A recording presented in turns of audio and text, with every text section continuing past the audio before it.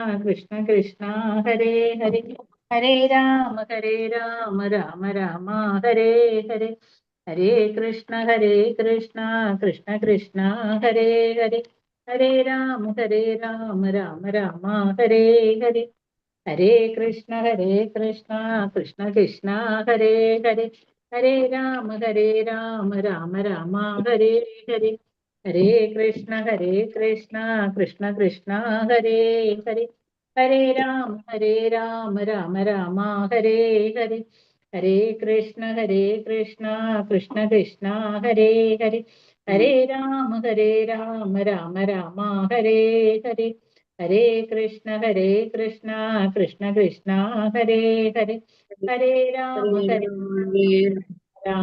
ഹരേ ഹരേ ഹരേ കൃഷ്ണ കൃഷ്ണ കൃഷ്ണ ഹരേ ഹരേ ഹരേ രാമ രാമ ഹരേ ഹരേ ഹരേ കൃഷ്ണ കൃഷ്ണ കൃഷ്ണ ഹരേ ഹരേ ഹരേ രാമ ഹരേ ഹരേ ഹരേ ഹരേ കൃഷ്ണ ഹരേ കൃഷ്ണ കൃഷ്ണ പ്രണാം. ഓം നമോ ഭഗവതേ വാസുദേവായ. ഓം നമോ ഭഗവതേ വാസുദേവായ.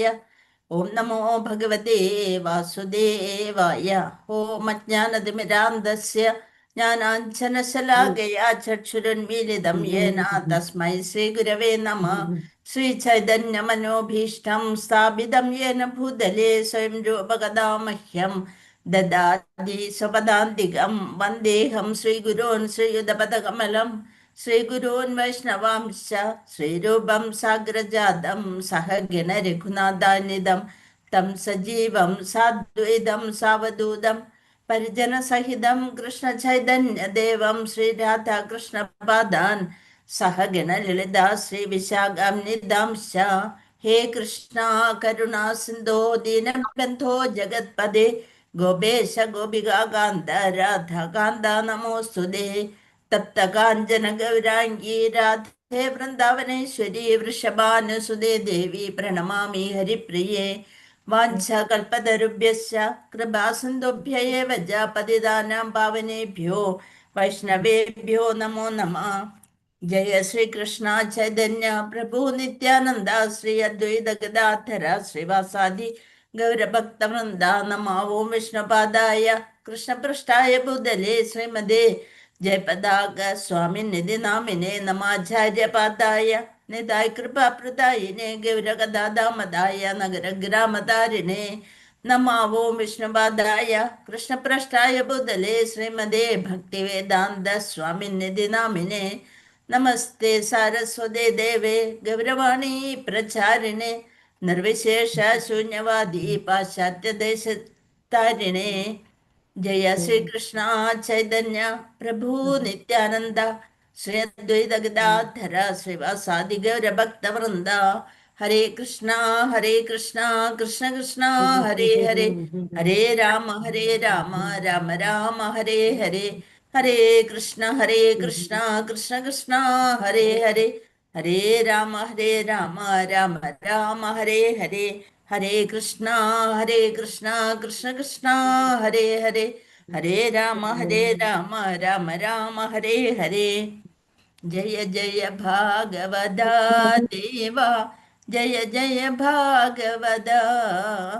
ജയ ജയ രാധാ കൃഷ്ണ സ്വരൂപ ജയ ജയ ഭാഗവത ദേവ ജയ ജയ ഭാഗവത.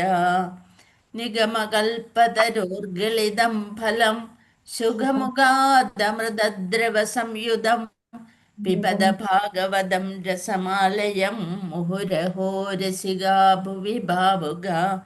നാരായണം നമസ്കൃത്യം നരം ചൈവ നരോത്തമം ദേവീം സരസ്വതീം വ്യാസം തതോ ജയമുദീരയേത്. നഷ്ടപ്രായേഷ ഭദ്രേഷു നിത്യം ഭാഗവത സേവയാ ഭഗവതി ഉത്തമ ശ്ലോകേ ഭക്തിർഭവതി നൈഷ്ടകീ. മൂകം കരോതി വാചാലം പങ്കും ലംഘയതേ ഗിരിം യത്കൃമാതമഹം വന്ദേ പരമാനന്ദമാധവം ശ്രീഗുരും ദീനതാരിണം. മദേകബന്ധോ മത്സഞ്ജിൻ മദ്ഗുരോ മന്മഹാദന മന്നിഷ്ടാരകമദ്ഭാഗ്യ മദാനന്ദ നമോസ്തുതേ. ഗ്രന്ഥരാജ ശ്രീമദ് ഭാഗവതം की जय, श्रील प्रभुपाद की जय, श्री गुरु महाराज की जय. निताय गौर परमानंदे. हरि हरि बोल. അന്താരാഷ്ട്ര കൃഷ്ണബോധ സമിതി മംഗളൂരു ശ്രീ ശ്രീ രാധാ ഗോവിന്ദ മന്ദിർ നമ്മുടെ ഭാഗവതം ക്ലാസ്സിലേക്ക് എല്ലാവർക്കും സ്വാഗതം. ഹരേ കൃഷ്ണ. हरे कृष्ण माताजी, प्रणाम माताजी। ഹരേ കൃഷ്ണ. പ്രണാമം. ഹരേ കൃഷ്ണ. കൃഷ്ണ നമ്മള് മാതാജി, ഹരേ ഹരേ കൃഷ്ണ, കൃഷ്ണ. പ്രണാമം മാതാജി. कृष्ण माताजी, प्रणाम माताजी। ഹരേ പ്രണാമം കൃഷ്ണ. മാതാജി. പ്രണാമം. നമ്മള് മാതാജി പ്രണാമം. ശ്ലോകം 13 ഇന്നലെ കംപ്ലീറ്റ് ചെയ്തു. ഇനി 14-ാമത്തെ ശ്ലോകം, 1-ാമത്തെ കേൻഡോ, അധ്യായം 3, ശ്ലോകം 14. ഓം നമോ ഭഗവതേ വാസുദേവായ. ശ്ലോകം 14. ഋഷിഭിര്യാചിതോ ഭേജേ നവമം പാർത്ഥിവം വപുഃ ദുഗ്ധേ മാമോഷധിർവിപ്രാസ്തേനായം സ ഉഷത്തമഃ. ഋഷിഭിര്യാജിതോ ഭേജേ നവമം പാർത്ഥിവം വപുഃ ദുഗ്ധേ മാമോഷധിർവിപ്രാസ്തേനായം സ ഉഷത്തമഃ. ഹരേ കൃഷ്ണ. ഋഷിഭിഹി, ഋഷിമാരാൽ, യാജിതഃ, പ്രാർത്ഥിക്കയാൽ, ഋഷിമാരാൽ പ്രാർത്ഥിക്കയാൽ, ഭേജേ, ഭേജേ സ്വീകരിച്ചു, നവമം ഒമ്പതാമത്തെ അവതാരം, പാർത്ഥിവം ഭൂമിയുടെ ഭരണകർത്താവ്, അതായത് രാജാവ്, വപുഃ ശരീരം, ദുഗ്ധ കറക്കൽ, ഇമാം ഇവയൊക്കെ, ഓഷധീഹി ഭൗമ ഉൽപ്പന്നങ്ങൾ, ഭൂമിയിലുള്ള ഉൽപ്പന്നങ്ങൾ, വിപ്രഹ അല്ലയോ ബ്രാഹ്മണന്മാരെ, അയ്യോ ബ്രാഹ്മണന്മാരെ, തേന അയം സഹ ഉഷത്തമഃ മനോഹരമായി ആകർഷിക്കുന്ന, ആകർഷകമാം മനോഹരമായിട്ട് ആകർഷിക്കുന്നത്. വിവർത്തനം, ഭാവാർത്ഥം. ശിലപ്രഭാത് ജയ്. അല്ലയോ ബ്രാഹ്മണ ശ്രേഷ്ഠരെ, സന്യാസിമാരുടെ പ്രാർത്ഥനയാൽ 9-ാമത്തെ അവതാരത്തിൽ ഭൂമിയെ സംസ്കരിച്ച് നിരവധി ഉൽപ്പന്നങ്ങൾ വിളവിച്ച ഭഗവാൻ ഒരു രാജാവിന്റെ ശരീരം സ്വീകരിച്ചു. പൃഥു മഹാരാജാവിനെ പറ്റിയാണ് ഈ ഒരു അവതാരത്തിലൂടെ പറയുന്നത്. അക്കാരണത്താൽ ഭൂമി മനോഹരവും ആകർഷകവുമായി തീർന്നു. പൃഥു മഹാരാജാവ് കേട്ടിട്ടുണ്ടല്ലേ? പൃഥ്വി എന്നുള്ള പദം വന്നത് പൃഥു മഹാരാജനിൽ നിന്നാണ്. അതായത് അല്ലയോ ബ്രാഹ്മണര്, പൃഥു മഹാരാജന്റെ അച്ഛനാരാന്നറിയോ? വേനൻ. വേനൻ എങ്ങനെയുള്ള ഒരാളായിരുന്നു?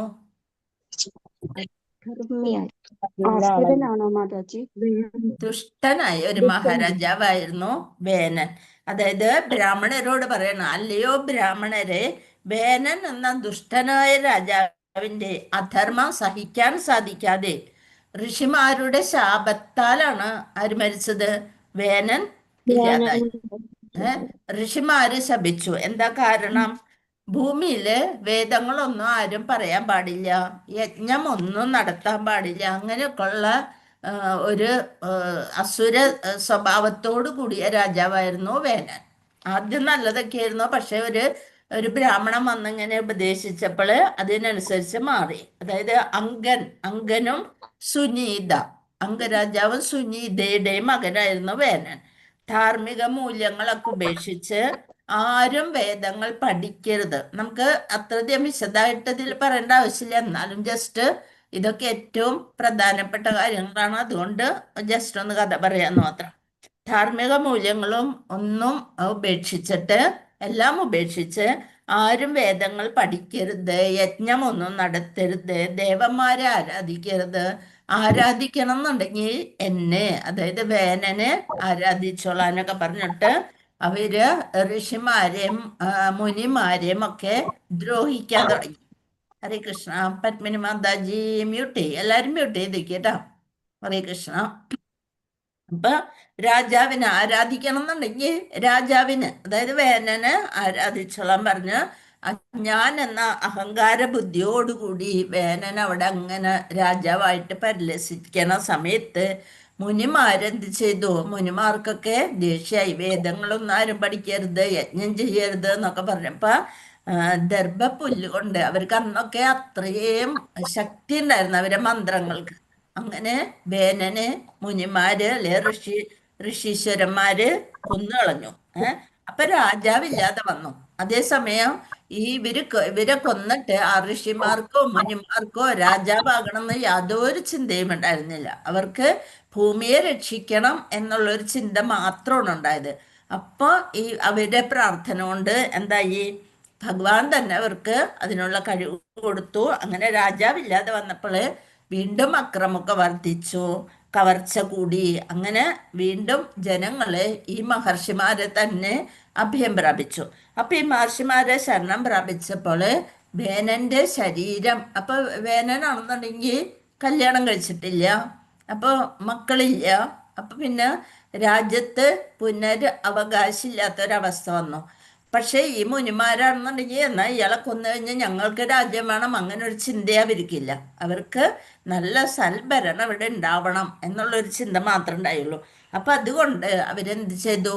മറ്റു ജനങ്ങള് വീണ്ടും ഈ മഹർഷിമാരെ തന്നെ അഭയം പ്രാപിച്ചു. അപ്പൊ ആ മഹർഷിമാരെന്ത് ചെയ്തു? വേനന്റെ ശരീരം പുറത്തെടുത്തിട്ട് കടഞ്ഞു. അന്ന് ഒക്കെ അതിനൊക്കെ കഴിവുള്ള മഹർഷിമാരുണ്ടായി. കടഞ്ഞു. അപ്പോൾ വേനന്റെ ശരീരം ആദ്യം ഇടതുകൈയാണ് കടഞ്ഞത്. അപ്പൊ ഒരു ചെറിയ കുള്ള രൂപത്തിലുള്ളൊരു രൂപം പുറത്തു വന്നു. അപ്പോൾ വേനന്റെ പൈശാചിക പ്രവൃത്തിയുടെ രൂപമായിരുന്നു അത്. അതാണ് നിഷാദൻ. ഒരു രാക്ഷസൻ ആയിട്ട് അവരുടെ വംശം ഇപ്പോഴും വിന്ധ്യാപർവ്വതത്തില് നിഷാദന്മാര് താമസിക്കുന്നുണ്ട് എന്നാണ് പറയുന്നത്. അങ്ങനെ അതിലെ പൈശാചിക ഭാവം മാറിക്കഴിഞ്ഞു.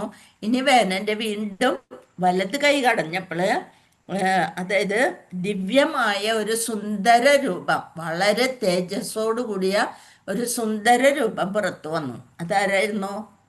ഭഗവാന്റെ തന്നെ 9ാമത്തെ അവതാരം. 9 നമ്മൾ പറയണത്? ഹരേ കൃഷ്ണ. അപ്പൊ 9ാമത്തെ അവതാരമായിട്ട് പൃഥു മഹാരാജാവാണ് വന്നത്.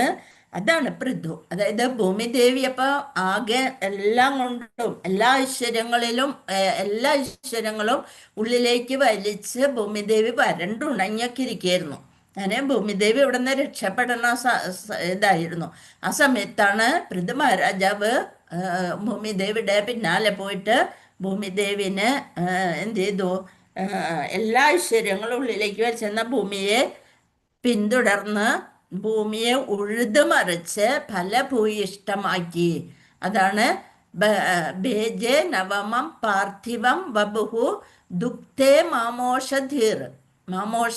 അതായത് ദുക്ത, ഭൂമിദേവിയുടെ പാൽ കറന്നെടുത്തു എന്നാണ് പറയുന്നത്. ഉഴുതുമറിച്ചിട്ട് ഭൂമിദേവിയുടെ എല്ലാ ഐശ്വര്യങ്ങളും എടുത്ത് ഭൂമിയെ ഫലഭൂയിഷ്ടമാക്കി. അതുകൊണ്ടാണ് പൃഥു മഹാരാജാവ് എന്നുള്ള ഇത് വന്നത്. അപ്പോൾ ഭഗവാൻ തന്നെയാണ് ഇത് അവതരിച്ചു വന്നത്, അങ്ങനെ ഭൂമിയെ രക്ഷിക്കാൻ വേണ്ടിയിട്ട്. അങ്ങനെ നല്ലൊരു ഭരണം കാഴ്ചവെക്കാനായിട്ട് പൃഥു മഹാരാജാവിന് സാധിച്ചു. ആ പേരിൽ നിന്നാണ് പൃഥ്വി എന്നുള്ള പേര് ഭൂമിദേവിക്ക് വന്നത്. ഹരേ കൃഷ്ണ. അത്രയാണ് ഈ കഥ ഉള്ളത്. അപ്പൊ നമുക്കൊന്നും കൂടി ശ്ലോകം വായിക്കാം. ഋഷിഭിര്യാജിതോ ഭേജേ നവമം പാർത്ഥിവം ബഭുഃ ദുഗ്ധേ മാമോഷധീർവിപ്രാസ്തേനായം സ ഉഷത്തമഃ.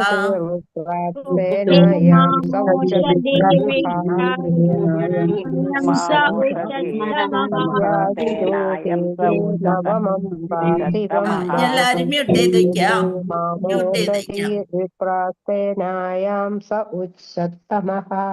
ഹരേ കൃഷ്ണ. തന്നെ പ്രതി മാതാജി കണ്ടു എന്നാണ്. മാതാജി എന്ന് വായിച്ചേ. ഹരേ കൃഷ്ണ മാതാജി. പ്രണാമം.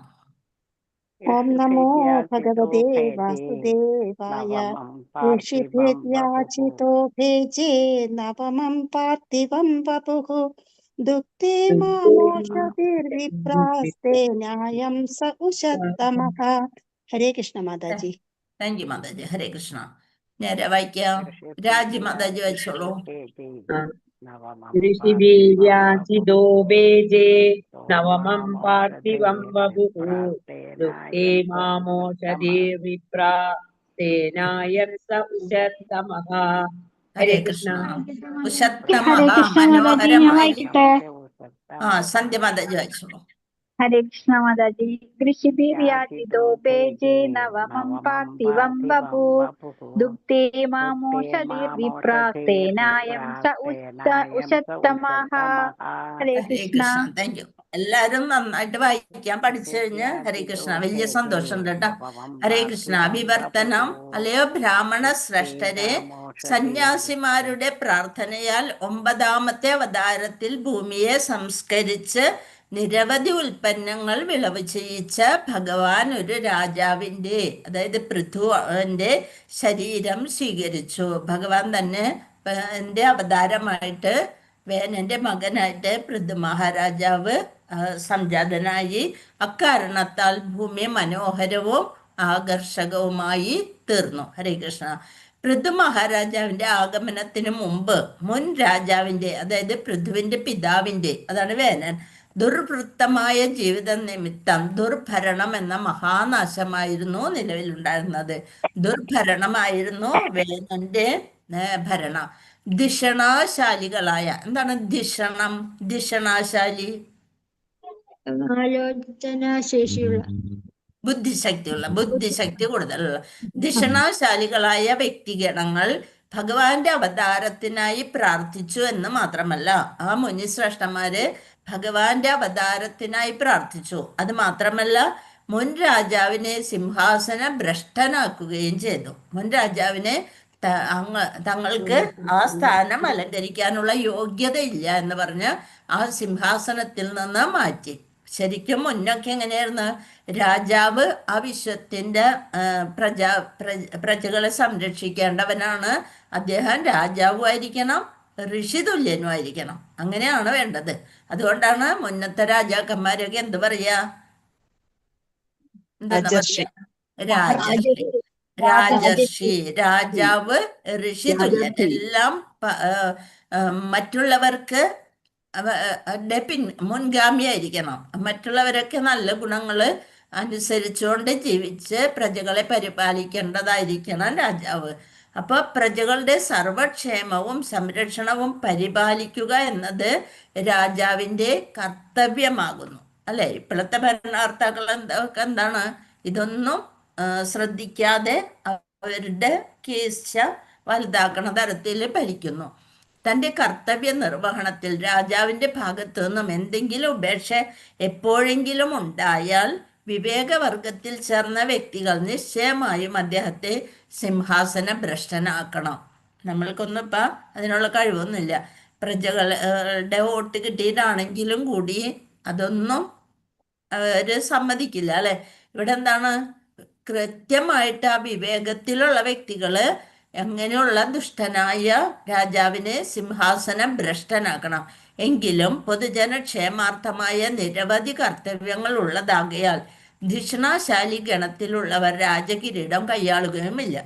അവർക്ക് വിവേകമുണ്ട്. അതായത് ഇതൊന്നുമല്ല അത്ര വലിയ കാര്യം എന്ന് പറഞ്ഞുകൊണ്ട് അവർക്ക് സിംഹാസനത്തിലോ സ്ഥാനമാനങ്ങളിലോ ഒന്നിലോ ബുദ്ധിശക്തിയുള്ളവര് വരില്ല. എന്താ കാര്യം? അവർക്കറിയാം അവരുടെ ലക്ഷ്യം എന്തായിരിക്കും? ഭഗവാന്റെ സന്നിധിയിൽ എത്തുക എന്നതാണ് അവരുടെയൊക്കെ ലക്ഷ്യം. അപ്പൊ അതുകൊണ്ട് അവരൊന്നും ഈ രാജകിരീടം കൈവശപ്പെടുത്തുന്നതിന് പകരം അവര് ചെയ്തു, അവർ ഭഗവത് അവതാരത്തിനായി പ്രാർത്ഥിച്ചതിനാൽ ഭഗവാൻ സ്വയം മഹാരാജാവ് പൃഥുവായി അവതരിച്ചു. അപ്പോഴാണ് ഭഗവാൻ തന്നെ ആ സ്ഥാനം ഏറ്റെടുത്തു. യഥാർത്ഥ വിവേകി തലത്തിൽപ്പെട്ടവർ അഥവാ യോഗ്യരായ ബ്രാഹ്മണർ ഒരിക്കലും രാഷ്ട്രീയ പദവികൾ മോഹിക്കാറില്ല. യോഗ്യരായ ബ്രാഹ്മണര് അവർക്ക് സ്ഥാനമാനങ്ങളൊന്നും അവരാഗ്രഹിക്കാറില്ല.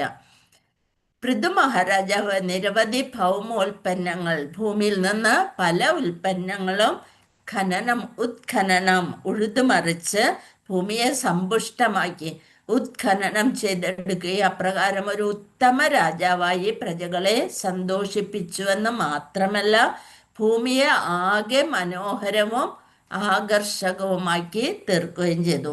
അതുകൊണ്ടാണ് ഇപ്പോഴും അവരുടെയൊക്കെ പേരുകള് അത് ഭഗവാന്റെ അവതാരം തന്നെയാണ്. പ്രജകളെ സംരക്ഷിക്കുന്നതാണ് ഭഗവാന്റെ കർത്തവ്യം. ആരെവിടെ ആവശ്യപ്പെട്ടോ അവിടെ സംരക്ഷകനായിട്ട് ആരുണ്ടാവും? ഭഗവാൻ ഉണ്ടാവും. ഹരേ കൃഷ്ണ. അതാണ് 14ാമത്തെ ശ്ലോകത്തിലൂടെ നമുക്ക് മനസ്സിലാക്കാൻ സാധിച്ചത്. ഇനി ശ്ലോകം 15. രൂപം സജ്ജഹൃഹേ മാസ്യം ചാക്കുശോധതി സംപ്ലവേ നാവ്യാരോപ്യ മഹീമയ്യാം അബാൽ വൈവസ്വതം മനും. രൂപം സാജഹൃഹേ മാത്സ്യം ചാക്കുശോധതി സംപ്ലവേ നാവ്യാരോപ്യ മഹീമയ്യാം അബാൽ വൈവസ്വതം മനും. ഇനി വൈവസ്വത മനുവിനെ കുറിച്ചാണ് പറയുന്നത്. പക്ഷെ ഏതവതാരമാണത്? മത്സ്യാവതാരം. മത്സ്യാവതാരത്തിന്റെ ആണ് പറയണത്. രൂപം തന്നെ സഹ ജഗ്രഹേ സ്വീകരിച്ചു. ഭഗവാൻ സ്വീകരിച്ചു. ഏത്? മത്സ്യത്തിനെ. മത്സ്യമായി ചക്ഷുഷനെ ഉദധി ജലം സംപ്ലവേ വെള്ളപ്പൊക്കം വന്ന് പ്രളയം വന്നു. ആ സമയത്ത് നാവി അല്ലെങ്കിൽ വഞ്ചിയിൽ ആരോപ്യ പരിരക്ഷിച്ചുകൊണ്ടിരുന്നു. മഹി പൃഥ്വി മ്യാം വിലയിപ്പിച്ചു അബാൽ സംരക്ഷിച്ചു വൈവസ്വത മനു മാനവ പിതാവ് ആദ്യ പുരുഷനായ മനു. അതാണ് വൈവസ്വത മനു. അദ്ദേഹം എങ്ങനെയാണ് ഇത് മത്സ്യാവതാരം വന്നിട്ട് ഭഗവാൻ വൈവസ്വത മനുവിനെയും ഭൂമിയെയും എങ്ങനെ രക്ഷിച്ചു എന്നാണ് ഈ ഒരു ശ്ലോകത്തിലൂടെ നമുക്ക് മനസ്സിലാക്കാനുള്ളത്.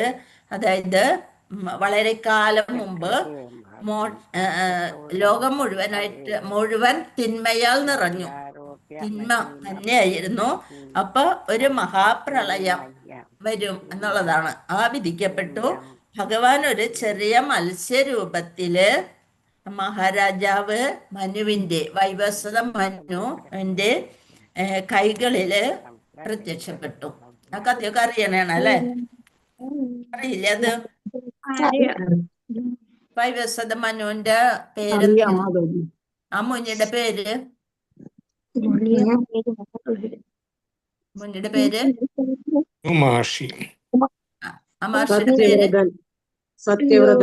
സത്യവ്രത മുനി. ഹരേ കൃഷ്ണ.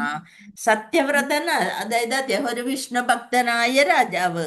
അദ്ദേഹം നദിയിൽ സ്നാനം ചെയ്ത് തർപ്പണം ചെയ്ത് നടത്തുമ്പോൾ കയ്യിൽ ഒരു കുഞ്ഞു മത്സ്യമായിട്ട് ആരായിരുന്നു അത്? ആ കുഞ്ഞു മത്സ്യം ഭഗവാൻ തന്നെയാണ് അല്ലെ? പ്രത്യക്ഷപ്പെട്ടു. അപ്പൊ പറഞ്ഞു, എന്നെ സംരക്ഷിക്കണം, ഞാൻ കുഞ്ഞല്ലേ, എന്നെ അങ്ങനെ ഈ പുഴയിലേക്ക് തന്നെ തള്ളല്ലേ, ഞാൻ വലിയ മത്സ്യങ്ങളെ എന്നെ പിടിച്ച് തിന്നില്ലേ എന്നൊക്കെ പറഞ്ഞു. അങ്ങനെ ഈ മത്സ്യത്തിന് ഒരു പ്രത്യേകത ഉണ്ടല്ലോ എന്ന് സത്യവ്രതൻ വൈവസ്വത മനു വിചാരിച്ചു. അങ്ങനെ അദ്ദേഹം എന്ത് ചെയ്തു? അരമനയിൽ കൊണ്ടുവന്ന ഒരു കുടത്തിൽ അത് സംരക്ഷിച്ചു. കുറച്ച് പെട്ടെന്ന് മത്സ്യം വലുതാവാൻ തുടങ്ങി. കുടല്ലെന്നാ വലുതായത്, മത്സ്യം വലുതാവാൻ തുടങ്ങി. അപ്പൊ അദ്ദേഹം എന്ത് ചെയ്തു? ആ കുടത്തിൽ നിന്ന് കിണറ്റിലേക്ക് ഇട്ടു. കുറച്ച് നാൾ കഴിഞ്ഞപ്പോഴത്തേനും കിണറ്റിലും അതിന് വളർന്ന് അതിന് പിന്നെ വളരാൻ പറ്റാത്ത ഒരവസ്ഥ വന്നപ്പോ എന്ത് ചെയ്ത്? ഒരു പൊയ്കയില് കൊണ്ടുവിട്ടു. അങ്ങനെ ആ പൊയ്കയില്, എല്ലാരും മ്യൂട്ട് ചെയ്തേക്കണേ പ്ലീസ്, തൊണ്ടവേദന ഉള്ളോട്ട് പറയുന്നു. ഹരേ കൃഷ്ണ. ചോദിക്കുമ്പോ പറയണുണ്ടോ? ഹരേ കൃഷ്ണ.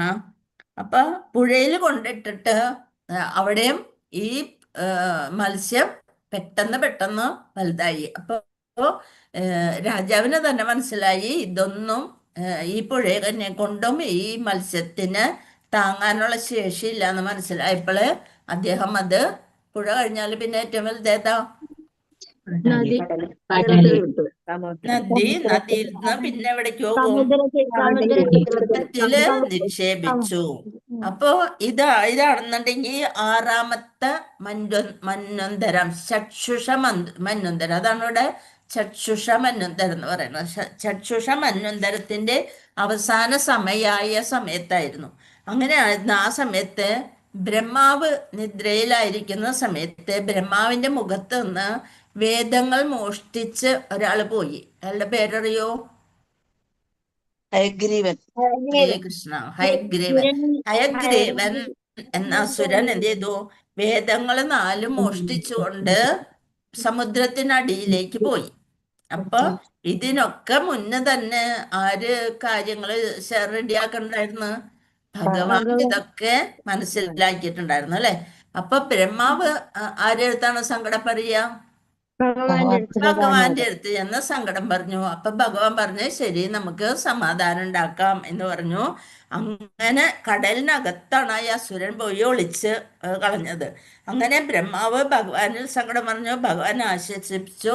സത്യവ്രതന് മുന്നില് ആ മത്സ്യാവതാരമായിട്ട് ഭഗവാൻ തന്നെ നോക്കുമ്പോണ്ട് ശംഖുചക്ര ഗദാധാരിയായിട്ട് ശരീരത്തിന്റെ പകുതി ഭാഗം മത്സ്യരൂപത്തില് ഭഗവാൻ തന്നെ മനുവിന് എന്ത് കൊടുത്തു?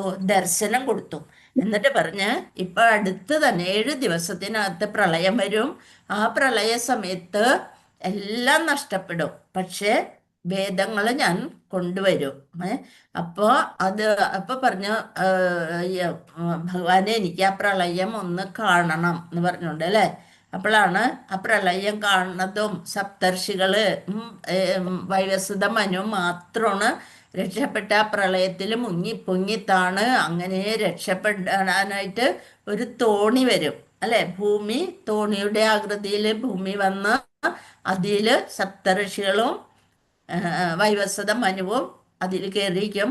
അപ്പോഴാണ് വെള്ളത്തിൽ വെച്ച് കാല് ഉണ്ണണ ഭഗവാന് ആ മുനി കാണുന്നതൊക്കെ അല്ലെ. അതൊക്കെ നമുക്ക് ഭാഗവതം ഇനി പഠിക്കും തോറും കഥകളൊക്കെ കേൾക്കുമ്പോൾ ഭയങ്കര ഇഷ്ടാവും.